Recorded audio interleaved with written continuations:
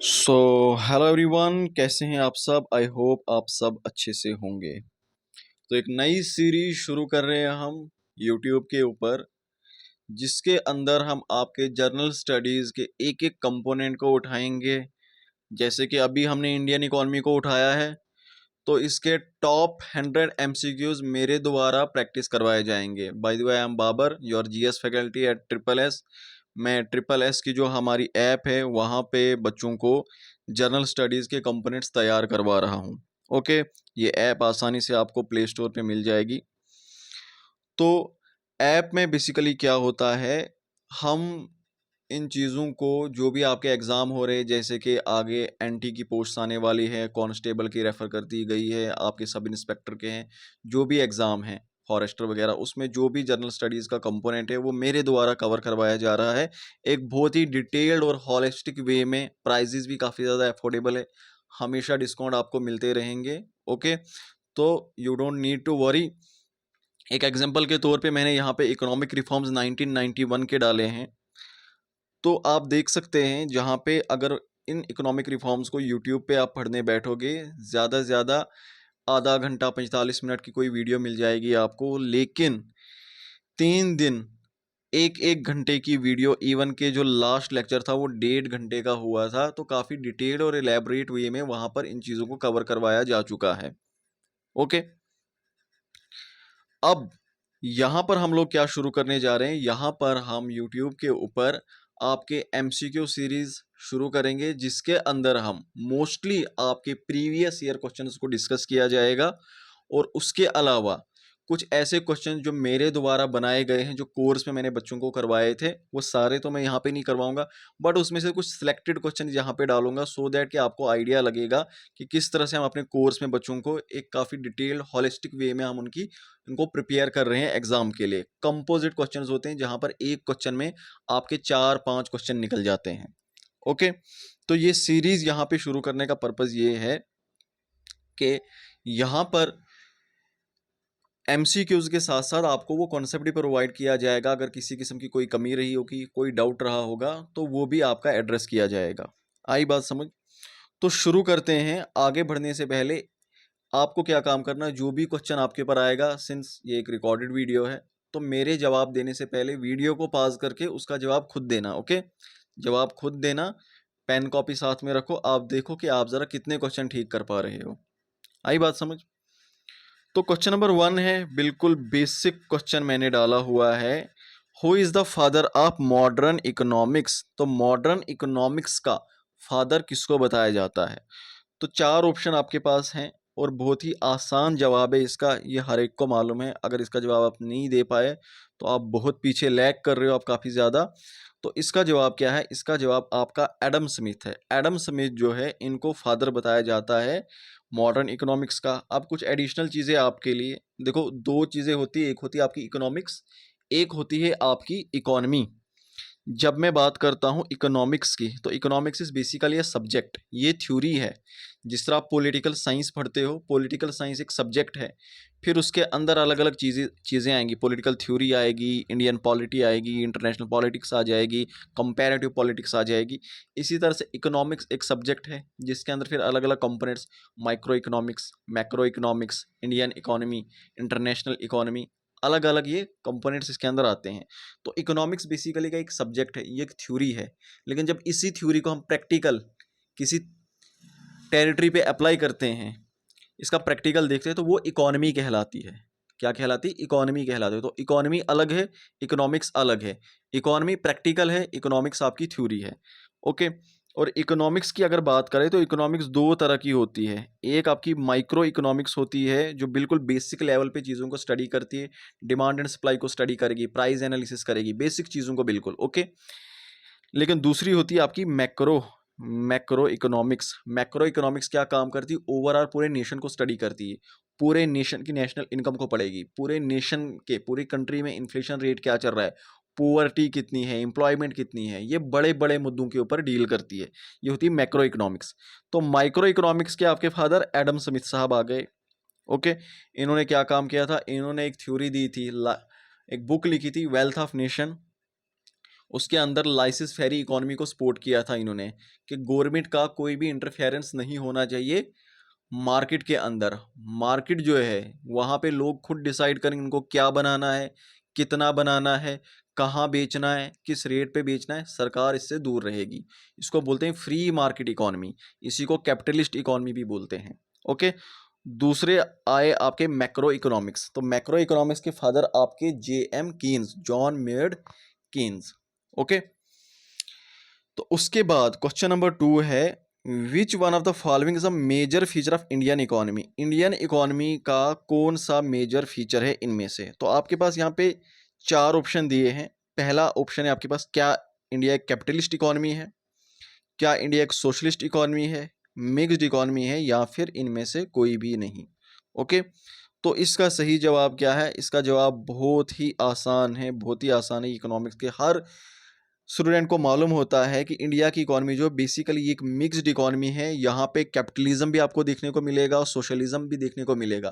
Capitalist economy क्या होती है, कैपिटलिस्ट इकोनॉमी आपकी ये एडम स्मिथ वाली इकोनॉमी है, जहाँ पे गवर्नमेंट का बहुत कम कंट्रोल होता है मार्केट के ऊपर। जो भी चीज़ें मार्केट में होती है, कितना बनाना है, कहाँ बनाना है, क्या बेचना है, ओके, ये सारी चीज़ें जो इंडिविजुअल होते हैं, जो प्राइवेट प्लेयर्स होते हैं, जो प्राइवेट कंपनी होती है, वो खुद डिसाइड करती है। इन शॉर्ट कैपिटलिज्म का मतलब है जहाँ पे प्राइवेट स्कूल होगा, प्राइवेट कॉलेज होगा, प्राइवेट इंडस्ट्रीज होंगी, सब कुछ प्राइवेटली ओन्ड होगा। जैसे कि एग्जांपल है आपकी यूनाइटेड स्टेट्स ऑफ अमेरिका।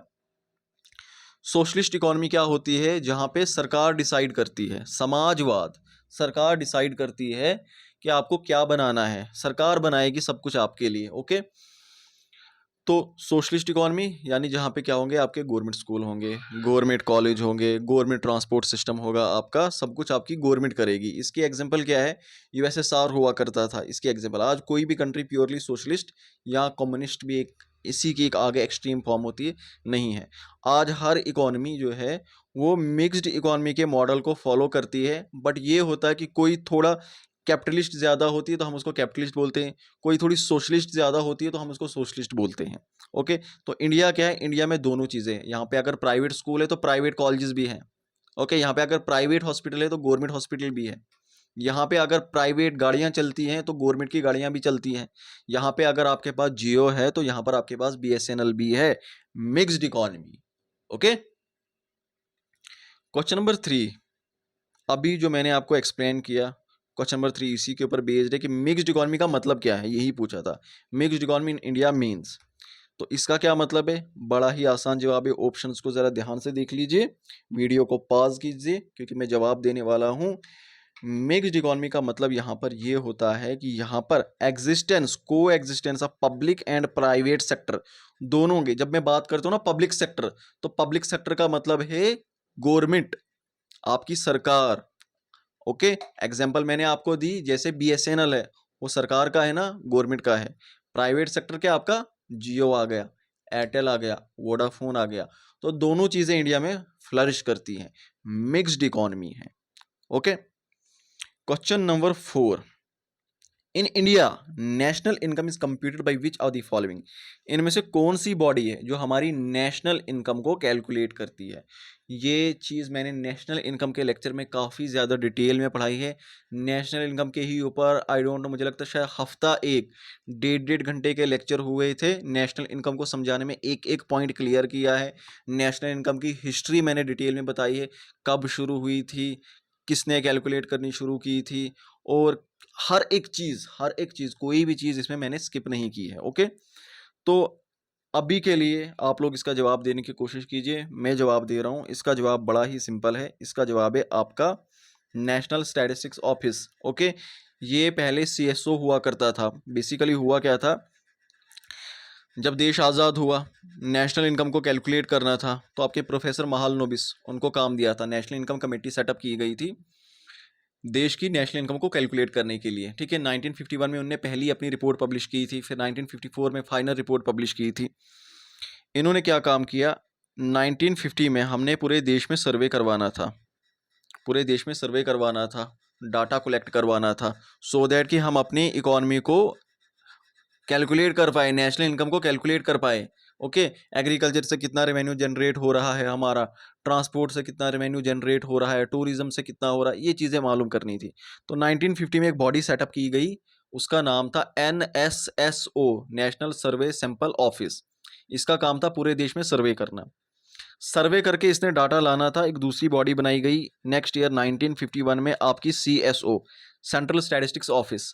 इसका काम था डाटा को कंपाइल करना, और डाटा जो है किसको देना, आपकी MOSPI, ministry of statistics and programme implementation, उनको डाटा देना था। और ये आपका NSSO और आपका CSO, ये दोनों MOSPI के अंदर आते हैं। ओके, और MOSPI जो है ये डाटा पब्लिश करती थी। 2019 में इन दोनों को मर्ज किया गया, CSO और NSSO को दोनों को मर्ज करके NSO बनाया गया, नेशनल स्टैटिस्टिक्स ऑफिस बनाया गया। फाइन। और ये किसके अंदर आता है, ये आपकी MOSPI मिनिस्ट्री जो है, ministry of statistics and programme implementation, उसके अंदर आएगा। Clear. Question number 5, who among the following was the chairman. देखो ये चीजें मैं आपको ऑलरेडी बता रहा हूँ, जैसे जैसे पीछे मैं आपको समझा रहा हूँ, आपके सामने वाले क्वेश्चन, आगे आने वाले क्वेश्चन निकलते जा रहे हैं। Who among the following was the chairman national committee, जो नेशनल कमेटी बनाई गई थी by the government of India 1949। ये नेशनल कमेटी किस चीज़ के लिए बनाई गई थी, ये बनाई गई थी आपकी नेशनल इनकम को कैलकुलेट करने के लिए। तो नेशनल इनकम कमेटी बनाई गई थी, जिसके बारे में मैंने आपको बताया था कि जब इसको बनाया गया था, फिर 1951 में पहली अपनी रिपोर्ट पब्लिश की थी, फिर 1954 में फाइनल रिपोर्ट पब्लिश की थी, और ये बताया था कि देश में पर कैपिटा इनकम कितनी है। ओके, और अलग अलग डाटा जो है दिया गया था। इसका चेयरमैन इन्होंने पूछा है, इसका चेयरमैन कौन था। ओके, सो काफ़ी आसान है इसका जवाब, क्वेश्चन नंबर 5। तो इसका राइट आंसर क्या है, ऑप्शन देख लीजिए, खुद से जवाब देने की कोशिश कीजिए। इसका राइट आंसर है ऑप्शन बी, PC महालनोबिस। तो प्रोफेसर PC महालनोबिस ये जो थे आपके नेशनल इनकम कमेटी के आपके चेयरमैन थे, इनके अंडर ये कमेटी सेटअप की गई थी।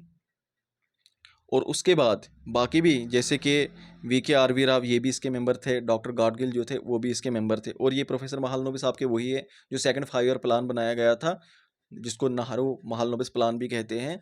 तो उसमें इन्होंने ही रोल प्ले किया था, इन्होंने ही वो नेहरू जी के साथ मिलकर ड्राफ्ट किया था आपका second 5 year plan. Okay, question number 6 की बात करते हैं। तो national income of a country for a given period is equal to, national income की बेसिकली डेफिनेशन पूछ रहा है ये। ओके, एक एक ऑप्शन को डिस्कस करते हैं। पहला ऑप्शन है total value of goods and services produced by the nationals.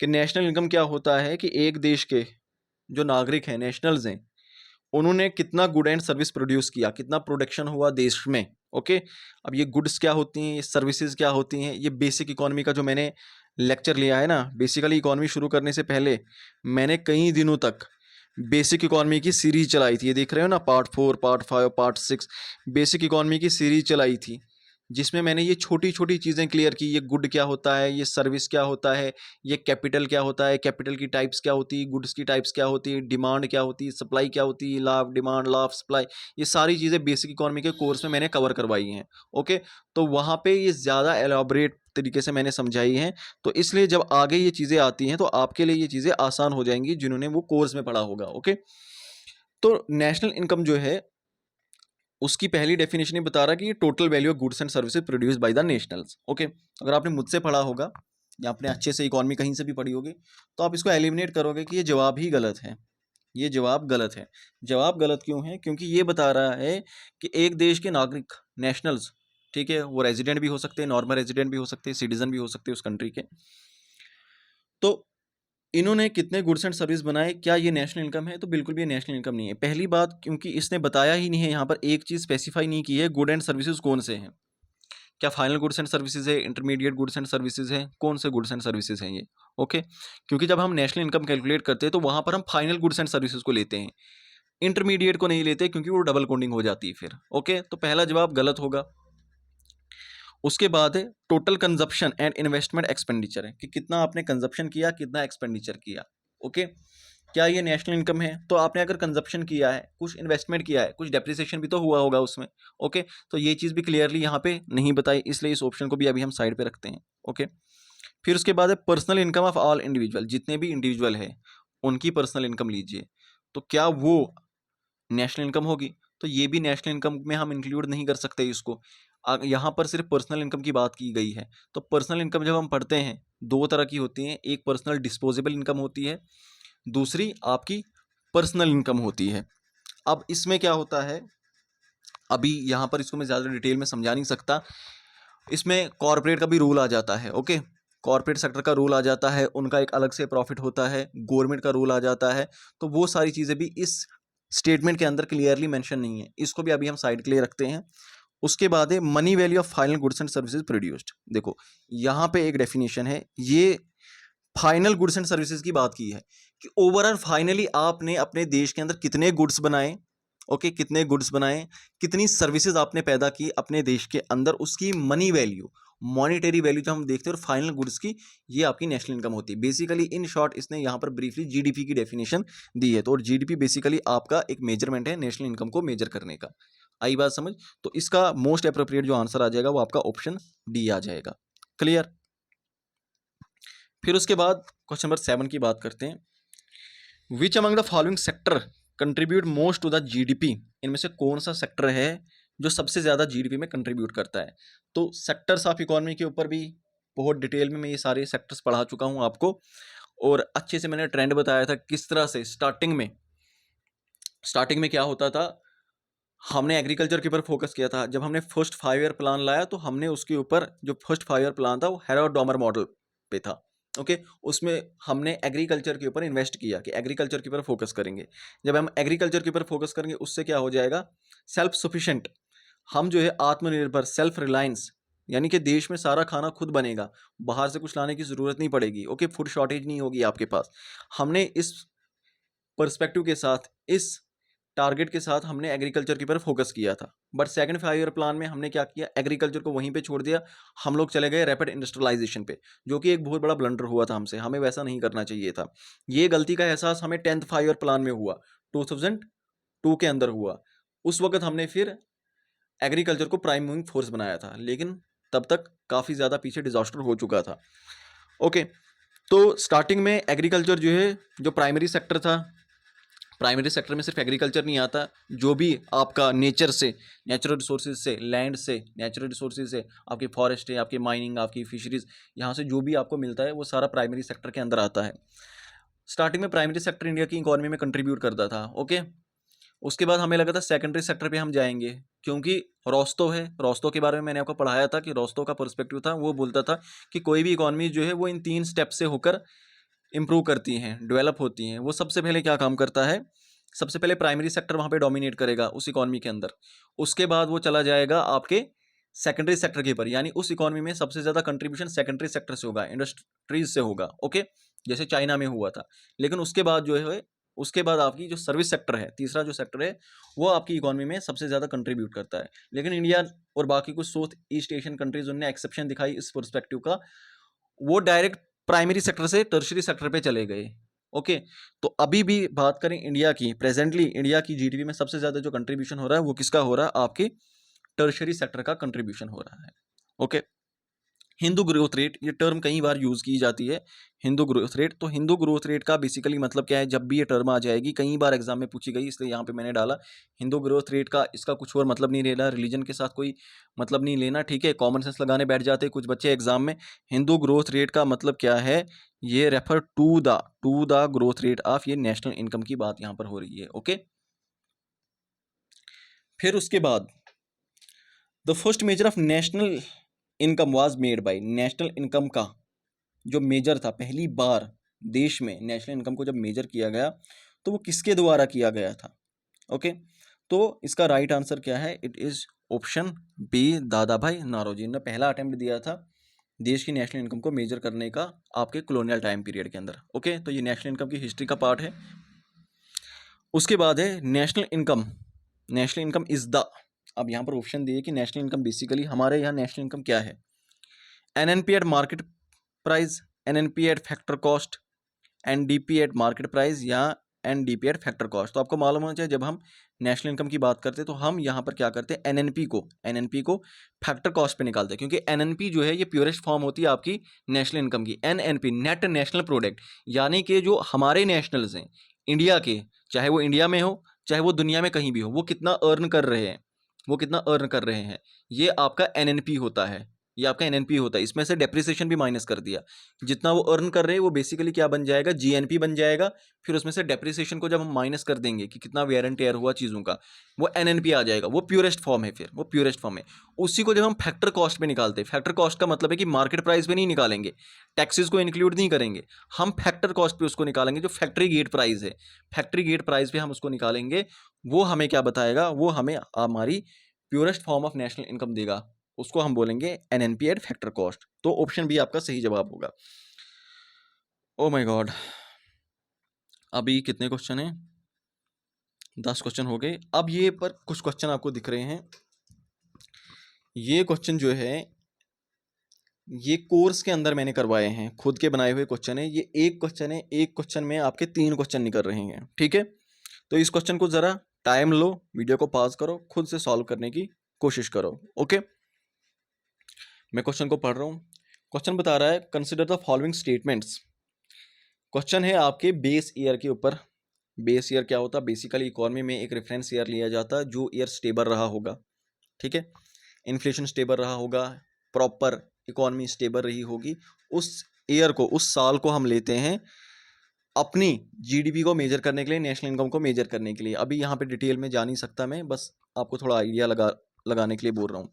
देखो ये क्या बता रहा है, ये बता रहा है करंट बेस ईयर। अभी जो हमारा करंट बेस ईयर चल रहा है ना इकोनॉमी की परफॉर्मेंस को मेजर करने के लिए, वो 2011 और 2012 है। बेसिकली ईयर है, क्योंकि हमारा जो फाइनेंशियल ईयर होता है वो बताऊंगा बाद में, ये 11-12 क्यों है, 2 साल क्यों है यहाँ पे, बेसिकली ये एक ही साल है, थोड़ी देर में समझाता हूँ इसको। तो ये पहली स्टेटमेंट बिल्कुल ठीक है, ओके। करंट बेस ईयर हमारा 11-12 है। This is the third base year since independence. आज़ादी के बाद ये तीसरा बेस ईयर है, बिल्कुल, क्योंकि पहला बेस ईयर हमारा क्या था, 48-49 था। उसके बाद हमने 4-5 लिया था, 2004-5, और अभी 11-12 है। और अभी रिसेंटली बात चल रही थी कि शायद 16-17 को ये बेस ईयर चेंज करेंगे, बट अभी तक किया नहीं इन्होंने। तो फिलहाल के लिए यही थर्ड बेस ईयर है हमारा, 2011-12। बता रहा हमारा जो फिजिकल ईयर है वो 1 मार्च से लेकर 31 अप्रैल तक होता है। ये ठीक है? नहीं, ये ठीक नहीं है, ये गलत है। क्योंकि हमारा जो फिजिकल ईयर होता है वो 1 मार्च से नहीं, 1 अप्रैल से शुरू होता है। 1 अप्रैल से अगले साल की 31 मार्च तक होता है। इसीलिए हम 2011-12 जो लिखा है ना, अगर हमारा बेस ईयर 2011-2012 है तो इसका मतलब क्या है, इसका मतलब है 2011 में ये कब शुरू हुआ, 2011 1 अप्रैल, 1 अप्रैल 2011 से लेकर आपके 31 मार्च 2012 तक है, इसीलिए ये 11-12 होता है। आई बात समझ? तो इसमें हम देखते हैं कि इसमें क्या है, आपकी जो थर्ड स्टेटमेंट है वो गलत है, थर्ड स्टेटमेंट गलत है। तो हमें करेक्ट ऑप्शन चूज करना, तो पहली 2 स्टेटमेंट यहाँ पे ठीक है, तो option A and B, okay. तो कोर्स में मैं बिल्कुल इसी तरह से क्वेश्चन डिजाइन करता हूँ, क्योंकि ये कंपोजिट क्वेश्चन होते हैं, एक क्वेश्चन से 2-3 क्वेश्चन निकल जाते हैं आपके, और आपको बहुत ज्यादा नॉलेज मिल जाता है। आई बात समझ? क्वेश्चन नंबर 12 ये मैं समझा चुका हूँ, okay. Consider the following statements. NNP, NNP eight factor cost जो है यही नेशनल इनकम होती है, बिल्कुल सही बात है। ये purest form of national income होती है, बिल्कुल सही बात है। और इसको कैलकुलेट किसके द्वारा किया जाता है, आपकी ministry of commerce and industry. क्या ये सही है? नहीं, ये सही नहीं, ये गलत है। क्योंकि आपकी नेशनल इनकम को कैलकुलेट करने का काम किसका है, आपकी नेशनल इनकम को कैलकुलेट करने का काम आपकी मॉस्पी करती है, ministry of statistics and programme implementation. Starting में बोला था ना। और आपकी ये कॉमर्स मिनिस्ट्री क्या करती है, एक सेकंड, मैंने क्वेश्चन में नहीं डाला है, ओके। आपकी मिनिस्ट्री ऑफ कॉमर्स क्या काम करती है, इसके अंदर एक डिपार्टमेंट होता है डिप, DIPP, ओके। इसका काम होता है आपका जो रेट ऑफ डेप्रिसिएशन है, कि एसेट्स कंट्री के अंदर किस रेट से डेप्रिसिएशन हो रहे हैं। क्योंकि जब जीडीपी में से आपको डेप्रिसिएशन निकालना है, जब जीएनपी में से डेप्रिसिएशन निकालना, वो डेप्रिसिएशन किस रेट से निकालना है, गाड़ी किस रेट से डेप्रिशिएट करती है, घर किस रेट से डेप्रिशिएट करता है, ये रेट ऑफ डेप्रिसिएशन आपकी मिनिस्ट्री ऑफ कॉमर्स देती है। आई बात समझ? तीसरी स्टेटमेंट इसमें भी गलत है, correct option option A and B, okay. उसके बाद नेक्स्ट क्वेश्चन है consider the following statements. GDP क्या है, मॉनेटरी वैल्यू है, goods and services produced in domestic territory of a country in a given financial year. एक financial year में आपने कितने गुड्स एंड सर्विसेज पैदा किए, उसकी मॉनेटरी वैल्यू, उसकी मनी वैल्यू, ये जीडीपी होती है। तो क्या ये ठीक है ना? ठीक है ना? नहीं, ये भी गलत है। क्या है गलत? अगर कोई यहाँ पर है जो मेरी गलती निकालेगा। गलती इसमें यह है भैया, क्योंकि इसने बताया ऑल गुड्स एंड सर्विसेज, सभी गुड्स एंड सर्विसेज, यही चीज़ गलत है। ऑल गुड्स एंड सर्विसेज नहीं होते, सिर्फ आपके जो फाइनल गुड्स एंड सर्विसेज होते हैं, फाइनल गुड्स एंड सर्विसेज वही यहाँ पर आते हैं, तो ऑल गुड्स एंड सर्विसेज नहीं आते। तो इस चीज़ का ख्याल रखना, एग्जामिनर ऐसी जैसी चीज़ें कंफ्यूज करने के लिए डाल सकता है वहाँ पे, सो बी केयरफुल। तो पहली स्टेटमेंट गलत हो गई। उसके बाद बता रहा है करंट ईयर प्रोडक्शन, ये प्रोडक्ट नहीं है प्रोडक्शन है, इसको ठीक कर लेना। Current year production valued at 80 at current year price, इसको रियल जीडीपी बोलते हैं। रियल जीडीपी की डेफिनेशन दी है, लेकिन रियल जीडीपी की डेफिनेशन क्या होती है कि करंट ईयर का प्रोडक्शन तो आप देख रहे हो, प्रोडक्शन तो हमेशा करंट ईयर का ही देखोगे, है ना। लेकिन जब आप उसको प्राइस कौन सी लगाते हो, किसी बेस ईयर की प्राइस लगाओगे, 2011-12 की लगाओगे, फिर जाकर वो रियल जीडीपी होगी। तो प्राइस वहां पे करंट ईयर की नहीं, बेस ईयर की होनी चाहिए, इसलिए ये दूसरा वाला भी गलत, दूसरी स्टेटमेंट भी गलत। फिर स्टेटमेंट थर्ड है नॉमिनल जीडीपी। नॉमिनल जीडीपी क्या होती है? Nominal GDP refer to current year production, current year production दोनों में ही होगा, ओके। लेकिन अगर प्राइस बेस ईयर की है तो रियल जीडीपी है, अगर प्राइस करंट ईयर की ही डाल रहा है कि आज क्या प्राइस चल रही है, तो वो क्या हो जाएगा, वो आपका नॉमिनल जीडीपी हो जाएगा, यानी नाम की, किसी काम की नहीं है, ओके। तो current year production valued at current year price, तो करंट ईयर प्राइस है, करंट ईयर प्रोडक्शन है, वो नॉमिनल जीडीपी, बिल्कुल ठीक है। अब इसका जवाब क्या होगा फिर? इसका जवाब क्या होगा आपका? इसका जवाब भैया पहले ये पढ़ो, इन्होंने पूछा है इनकरेक्ट, आपको इनकरेक्ट चूज करना है कि इसमें से गलत क्या है। तो गलत क्या है? पहली दो स्टेटमेंट्स गलत हैं, पहली दो स्टेटमेंट गलत है, तो इसलिए right answer option A and B, क्योंकि गलत बोल रहे हैं ना चूज करने के लिए, तो गलत आपके पहले दो हैं, ए और बी, यही इसका सही जवाब होगा, ओके। तो क्वेश्चन सॉल्व करने से पहले बिल्कुल दिमाग को रखा करो ठंडा, बिल्कुल कूल चिल्ड, ये चीजें देखा करो। जैसे यहाँ पे फाइनल नहीं था, यहाँ पे अभी बच्चे सोच रहे होंगे ऑप्शन सी तो कहीं है नहीं, क्योंकि ऑप्शन सी ठीक था, लेकिन यहाँ पर इनकरेक्ट पूछा है, करेक्ट नहीं पूछा है। इन चीज़ों का ख्याल रखा करो, ओके। यही चीज़ें मैं कोर्स में बच्चों को यही ट्रिकी क्वेश्चन, ट्रैप वाले क्वेश्चन बनाकर भेजता हूँ, जिससे वो क्या होते हैं, वो ऑलरेडी तैयार होते हैं कि एग्जाम में अगर ऐसी चीज़ें आएंगी तो हमें किस तरह से उसके साथ टैकल करना है। आई बात समझ? तो ये इंडियन इकोनॉमी के ऊपर हमने टोटल कितने, ये 20 क्वेश्चन किए, आगे आपको दिख रहे होंगे 13, लेकिन बेसिकली वो सेट था, उसके अंदर 3 6 3 9 क्वेश्चन उनके अंदर थे, ओके। तो प्ले स्टोर से आपको क्या काम करना है, प्ले स्टोर पे आपको ट्रिपल एस सर्च करना है, ट्रिपल एस की ऐप मिल जाएगी। हमारे कोर्सेज चल रहे हैं, पटवारी का चल रहा है, कांस्टेबल का चल रहा है, सब इंस्पेक्टर का चल रहा है, फॉरेस्टर का चल रहा है, और आपको मॉक टेस्ट जो है वो ऑलमोस्ट आपको हर एग्जाम के ऊपर मिल जाएंगे, ठीक है। तो कोर्स में हम लोग क्या काम करते हैं, इन्हीं चीज़ों को काफ़ी ज़्यादा डिटेल में पढ़ाते हैं, डिटेल में इन चीज़ों को पढ़ाते हैं। जैसे कि इंडियन इकोनॉमी जब मैंने शुरू की थी, तो इंडियन इकोनॉमी शुरू करने से पहले मैंने बिल्कुल अच्छे से कुछ दिन, मैंने लगभग 10-15 दिन बेस ही सेट किया था बच्चों का, एक एक चीज़ बिल्कुल बताई थी, इकोनॉमी क्या होती, इकोनॉमिक्स क्या होती, इकोनॉमी की टाइप्स क्या है, हिस्ट्री कब ये शुरू हुई, किस किस का रूल इसमें रहा, क्योंकि यहाँ से क्वेश्चन आते, इकोनॉमिक सिस्टम, कम्युनलिज्म क्या होता है, कैपिटलिज्म क्या होता है, सोशलिज्म क्या होता है, माइक्रो इकोनॉमिक्स क्या होती है, मैक्रो इकोनॉमिक्स क्या होती है, ओके। सेक्टर ऑफ इकोनॉमी, अलग अलग सेक्टर पढ़ाए, गुड्स क्या होती है, गुड्स की टाइप्स क्या होती है, कैपिटल क्या होती है, कैपिटल की टाइप्स क्या होती है, ओके। क्योंकि एग्जाम में क्वेश्चन आते हैं ना, वर्किंग कैपिटल क्या होती है, फिक्स्ड कैपिटल क्या होती है, ये सारी चीज़ें वहाँ पर बेसिक कोर्स में कराई, और बहुत ही अफोर्डेबल प्राइजेस में ये कोर्स है, बहुत ही अफोर्डेबल प्राइजेस में ये कोर्स मिल रहे हैं। तो मौका है अच्छा, ऐप डाउनलोड करो, कोर्स खरीदो, और वहाँ पे अच्छे से इन चीज़ों को डिटेल में पढ़ो, ओके। ठीक है। सो आई होप आज आपको क्लास में ये सेशन आपको मज़ेदार लगा होगा, फ्रूटफुल लगा होगा। तो कमेंट सेक्शन में बताना कोई इंप्रूवमेंट की ज़रूरत, किसी और चीज़ की ज़रूरत। बाकी आप मुझे पर्सनली इंस्टाग्राम पे मैसेज कर सकते हो, इंस्टाग्राम BABBAR_BATT, ओके। या फिर SSS को इंस्टाग्राम पे खोल लेना, वहाँ पे फॉलोवर में देखना बाबर भट्ट होगा, वहाँ पर आप मुझे पर्सनली मैसेज कर सकते हो। 1-to-1 मेंटरशिप करता हूँ, बच्चों के जो भी डाउट होते हैं वो मैं वहाँ पे एड्रेस करता हूँ। आई बात समझ? So this was all about today. Thank you so much, bye bye and take care.